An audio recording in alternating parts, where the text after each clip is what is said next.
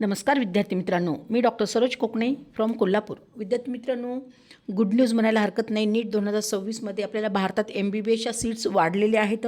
तर कुठल्या ठिकाणी वाढलेले आहेत ते पूर्णपणे ह्या व्हिडिओमध्ये मी कव्हर करणार आहे. तर भारतामध्ये आपल्या प्रत्येक स्टेटमध्ये पाहाल तर जे काही आत्तापर्यंतच्या जे MBBSच्या सीट्स होत्या त्यामध्ये वाढ झालेली आहे. तर अगदी मी महाराष्ट्रापासून सुरुवात करते. महाराष्ट्र, तामिळनाडू, कर्नाटका, वेस्ट बेंगाल, राजस्थान हे सगळे खूप सारे असे स्टेट आहेत. तर प्रत्येक स्टेटमध्ये आत्तापर्यंत MBBSच्या सीट्स किती होत्या, ह्यावर्षी किती संख्या वाढलेली आहे, त्यामध्ये सीटची संख्या किती वाढलेली आहे आणि टोटल संख्या किती झालेली आहे पूर्णपणे अगदी मी ह्या व्हिडिओमध्ये कव्हर करणार आहे. ते व्हिडिओ शेवटपर्यंत पहा. गरजूंना पण हा व्हिडिओ सेंड करा, त्यांना ह्याची पूर्णपणे कल्पना येईल. तर ज्याही विद्यार्थ्यांना अगदी काउन्सिलिंग माझ्यामार्फत जॉईन करायची असेल त्या विद्यार्थ्यांनी दिलेल्या नंबरवरती मला एनीटाईम कॉल मेसेज करून डिटेल्स विचारू शकता. आणि त्या राज्यामध्ये तुम्हाला ॲडमिशन पाहिजे असेल तर तुम्ही कॉल करून अगदी डिटेल्स विचारू शकता आणि त्या राज्यामध्ये सुद्धा तुम्हाला मी ॲडमिशन करून देऊ शकते. तर विद्यार्थी मित्रांनो, हा पूर्णपणे मी डाटा काढलेला आहे. आपल्याला माहितीच आहे की 13 जुलैला ही नोटीस आली होती. प्रत्येक स्टेटमध्ये सीट्स वाढलेल्या आहेत.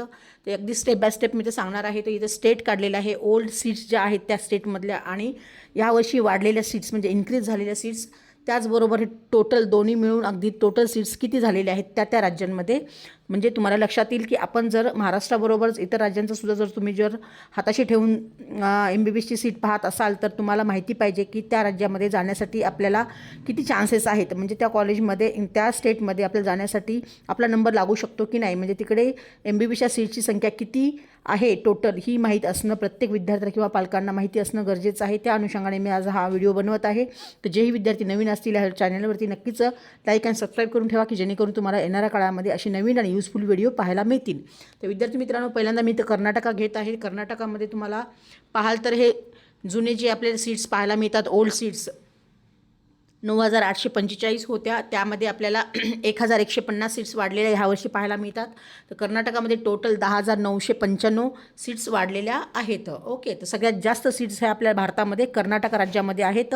तर ज्याही विद्यार्थ्यांना कर्नाटक राज्यांचं फॉर्म भरलेला असेल आणि त्यासाठी तुम्हाला जर चॉईस फिलिंग किंवा त्या कुठल्या ठिकाणी तुमच्या रँकनुसार तुम्हाला कॉलेज पाहिजे असेल ते सुद्धा अगदी तुम्हाला मी शेवटपर्यंत गाईड करणार आहे. तर ज्याही विद्यार्थ्यांना प्रत्येक राज्याची काउन्सिलिंग करायची असेल तर तुम्ही दिलेल्या नंबरवरती मला कॉल करू शकता.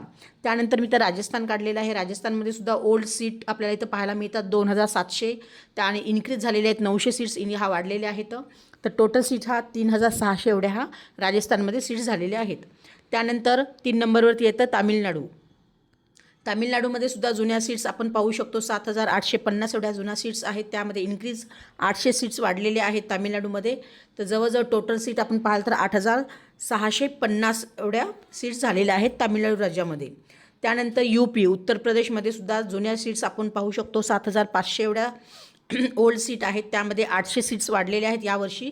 तर त्या ठिकाणी सुद्धा आपल्याला 8,300 एवढ्या सीट्स टोटल सीट्स पाहायला मिळत आहेत UPमध्ये. आणि त्यानंतर तेलंगणा राज्यामध्ये सुद्धा 5,150 एवढ्या सीट्स होत्या आणि त्यामध्ये 700 सीट्स ह्या वाढलेल्या आहेत यावर्षी. तर टोटल 5,850 एवढ्या ह्या टोटल सीट्स झालेल्या आहेत.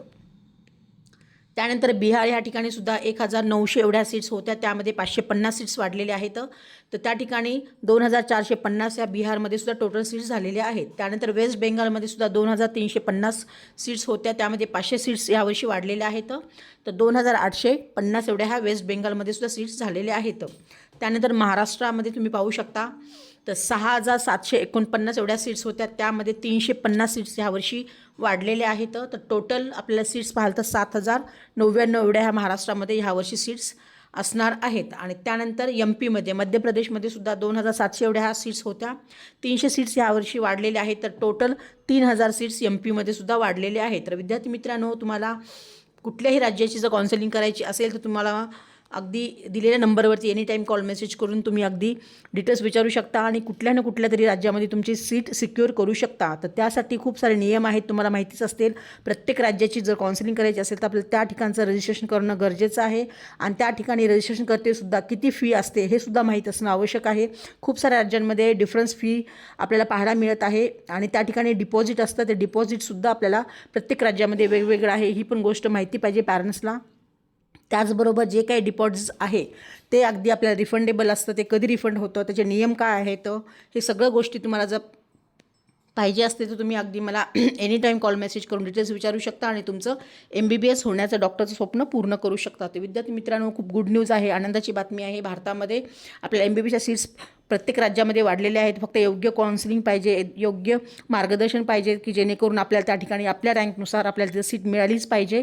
आणि ज्याही विद्यार्थ्यांना अगदी जस्ट इलिजिबल आहेत 213+ असेल तरीसुद्धा विद्यार्थ्यांना काही कॉलेजेस असे माझ्याकडे आलेले आहेत की त्या ठिकाणी जी काही कॉलेजची फी आहे त्यामध्ये निगोशिएट करून मी ॲडमिशन करत आलेली आहे.